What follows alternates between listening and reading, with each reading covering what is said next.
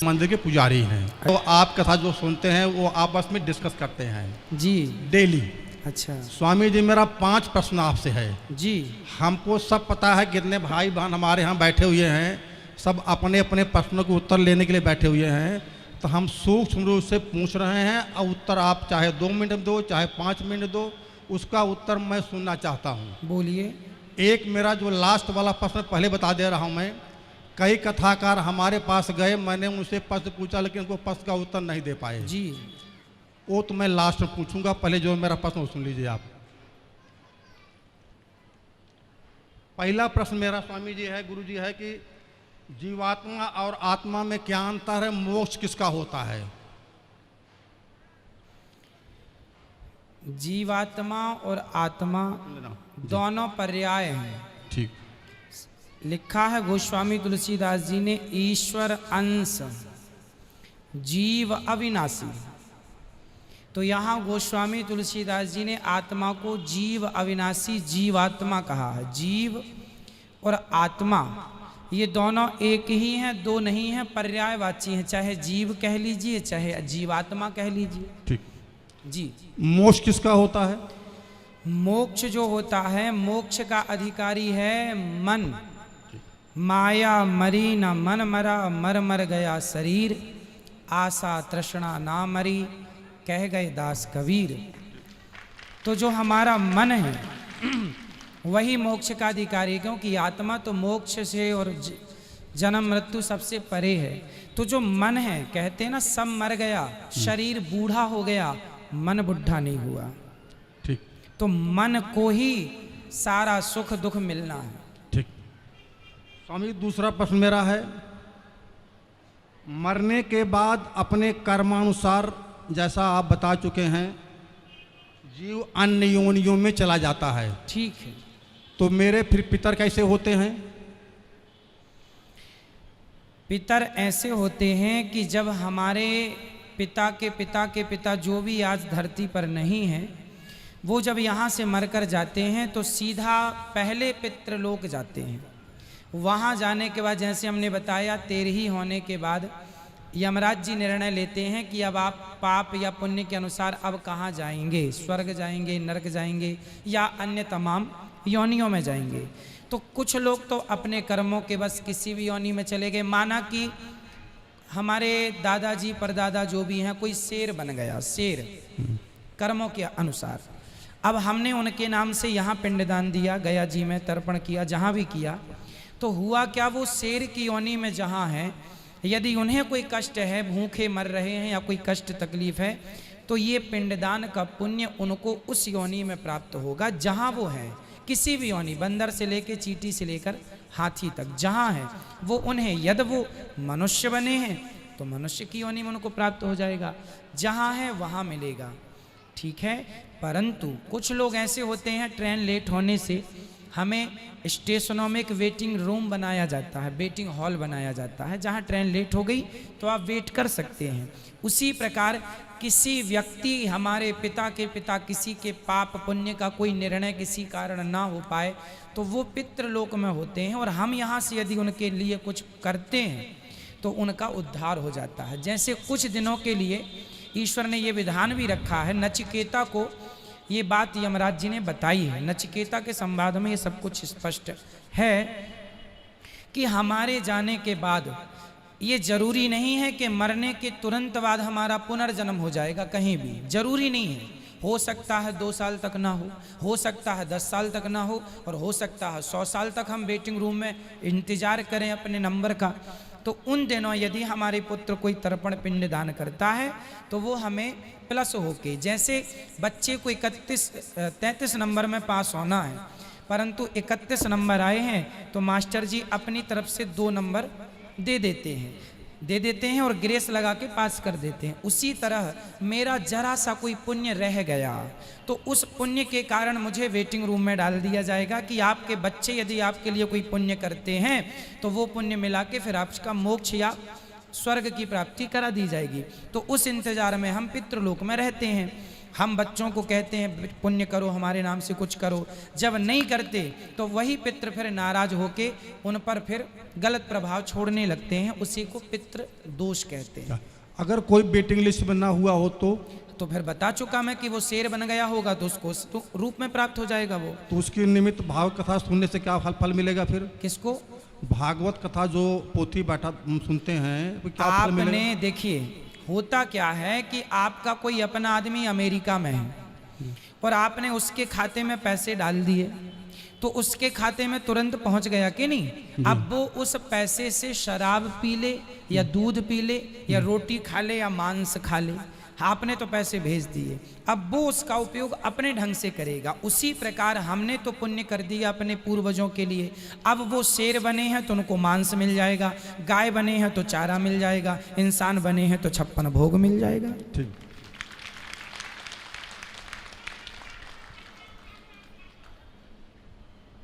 स्वामी जी, मेरा ये अंतिम प्रश्न यह है आपसे जी कि आपने भी कई बार बता चुका है, हमने भी कई और संतों सुन चुके हैं और थोड़ा सा जानते भी हैं कि जो हम कर्म पिछले जन्म में किए हैं, ठीक है, वहाँ हम भोग रहे हैं। हाँ, अच्छा किए हैं तो बुरा किए हैं तो भोग रहे हैं। जब मेरा कर्म पिछले जन्म का समाप्त हो जाएगा तो हमारी जीवन यात्रा से खत्म हो जाएगी, ठीक है, तो हम यहाँ कर क्या रहे हैं?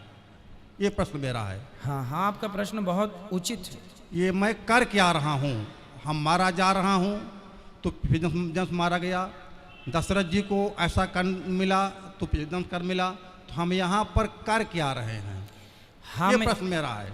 ये देखो, इसका नाम ही है कर्म भूमि, है ना, जिसे हम मृत्यु लोक कहते हैं, इसे कर्म भूमि भी कहा जाता है। कुल मिला के हमने जो पिछले जन्म में किया, अच्छा या बुरा, वो तो हम आज पा रहे हैं। इसीलिए आज आपने देखा होगा सबकी स्थितियां अलग अलग हैं। हाँ। कोई अमीर है, कोई गरीब है, कोई 2-2 रोटी को मोहताज है, कोई 56 भोग खा रहा है। तो ये क्यों हो रहा है? ये पिछले जन्म में आपने जो किया था, एक आदमी चावल ही चावल खा रहा है तो किसी ने कहा रोटी भी तो खा, बोले चावल की खेती अभी हुई है सो घर में चावल है, चावल खा रहा हूँ, गेहूँ बो दिया है, जब गेहूँ कटेगा तो रोटियाँ खाऊंगा। तो जो कल किया था वो आज पा रहे हैं, जो आज करेंगे वो आगे पाएंगे। को ना काहू को सुख दुख कर दाता, निज कृत कर्म भोग सब भ्राता, ये लक्ष्मण जी कह रहे हैं। कोई व्यक्ति किसी को जरा सा सुख नहीं देता, जरा सा दुख नहीं देता, प्रत्येक व्यक्ति अपने किए कर्मों का फल भोगता है। यहाँ तक कि राम जी को भी अपने कर्मों के कारण राम बन के आना पड़ा, सीता के पीछे घूमना पड़ा, सीता सीता। नारद जी ने श्राप दिया था, उस श्राप के कारण राम जी को आना पड़ा और सीता की खोज करनी पड़ी, और हनुमान जी का भी सहारा लेना पड़ा क्योंकि श्राप था। सीता माँ को भी वनवास हुआ इसलिए कि उनको भी श्राप था।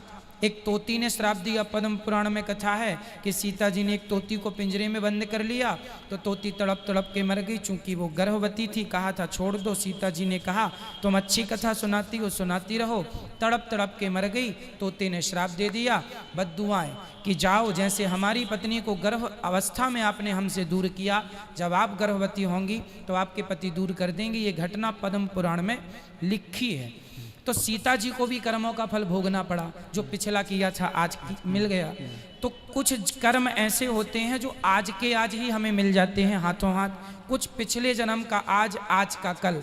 अब आप कहेंगे तो ये चक्कर चलता रहेगा? हाँ, तब तक चलेगा। कब तक? कबीरदास जी कह रहे हैं, चलती चक्की देख कर दिया कबीरा रोए, दो पाटन के बीच में साबुत बचा न कोय।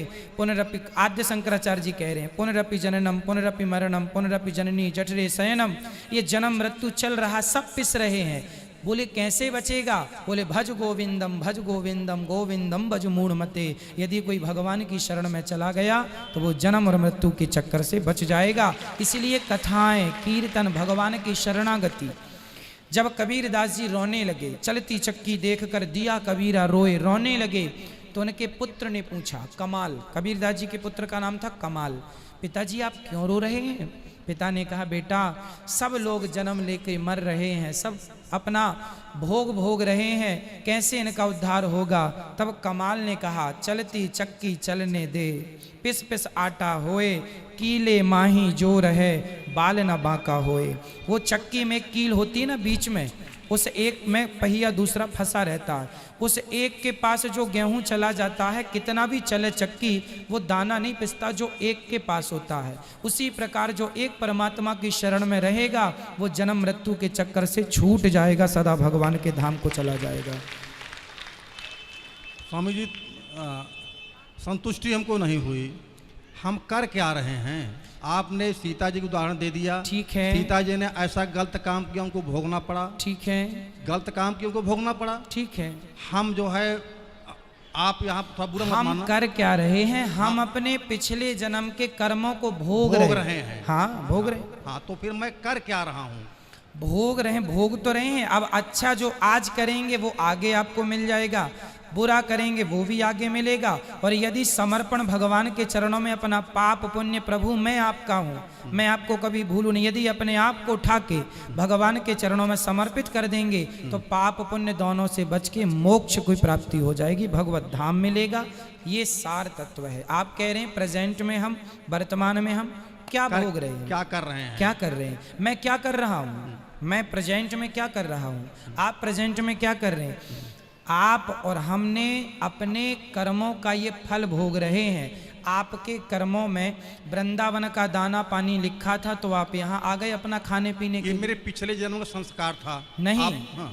हमारी आपकी पूरी हिस्ट्री, हमारी पूरी कहानी लिखी हुई है, किस तारीख को आपको कहाँ जाना है, क्या जाके क्या बोलना है, क्या करना है, ये पहले से तय है। तो आप पहले से जो तय था, अच्छा तय कहाँ से हुआ, आपके कर्मों को देखकर। पिछले जन्म जब आपका यमराज के पास, जब आप पिछली बार मरे होंगे ना, और मर के जब यमराज के पास गए होंगे तो आगे जन्म की पूरी आपकी कहानी लिख दी जा चुकी होगी कि आप अगले जन्म में अब मनुष्य बन के जाएंगे, आज फलानी तारीख को आप जाके अनिरुद्धाचार्य जी से ये सवाल करेंगे, ये उत्तर मिलेगा, इसके बाद आप यहाँ जाएंगे, यहाँ खाएंगे, ये पानी पिएंगे, सब कुछ लिखा है।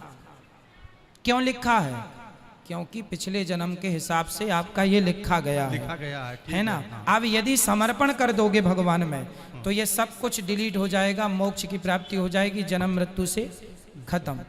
अब जो कुछ करें हम भगवान को समर्पण कर दें। हाँ, इसलिए कहता हूँ तुदीयम वस्तु गोविंद तुभ्यमेव समर्पय। जो भी अच्छा करो, जो भी करो, हम तो कहते हैं कर्म नहीं, अपने आप को उठाओ और भगवान के श्री चरणों में समर्पित कर दो, तो अपने आप अच्छे बुरे कर्म सब चले जाएंगे, फिर मोक्ष होगा। स्वामी जी छोटा सा प्रश्न और जी, हम आपकी कथा से प्रभावित बहुत हुए हैं, हम लोग यहाँ पर पोथी पाठ बैठवाना चाहते हैं। ठीक है।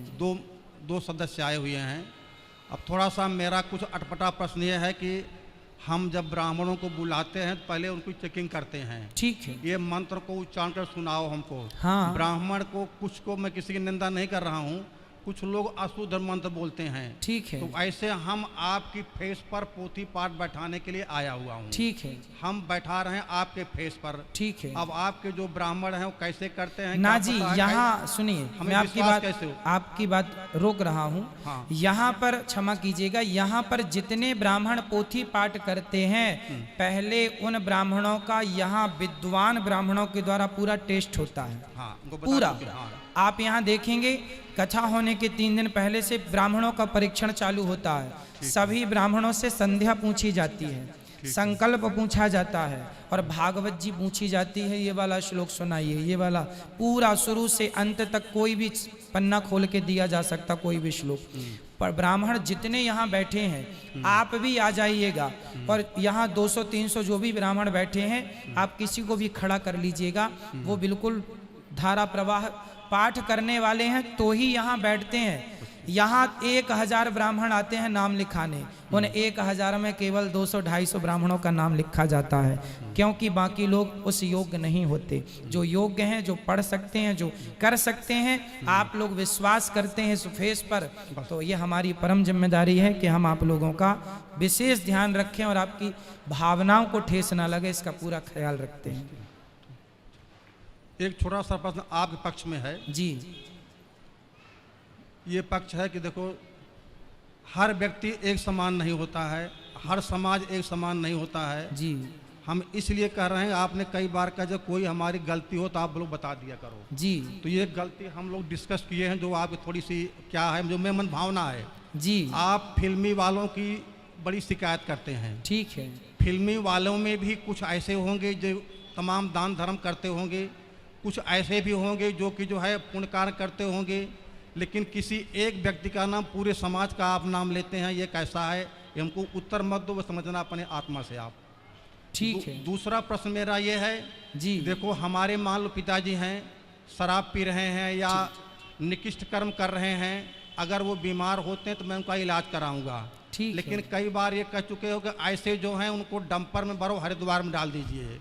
ये आप उनको उत्तर मत दीजिए, लेकिन ये मेरा प्रश्न जायज़ है या नाजायज़ है, ये आप समझना। ये मेरी दो आपसे आपकी विषय नहीं नहीं, में- आप ठीक कह रहे हैं। होता ये है कि हम कुछ कड़वे शब्द इसलिए प्रयोग करते हैं हाँ। क्योंकि कड़वी दवाई हो गया। शायद बदल दे समाज को, इसलिए जानकर हमें पता है कि ये उपयोगी शब्द नहीं है, फिर भी करते हैं इसलिए कि शायद बदलाव हो।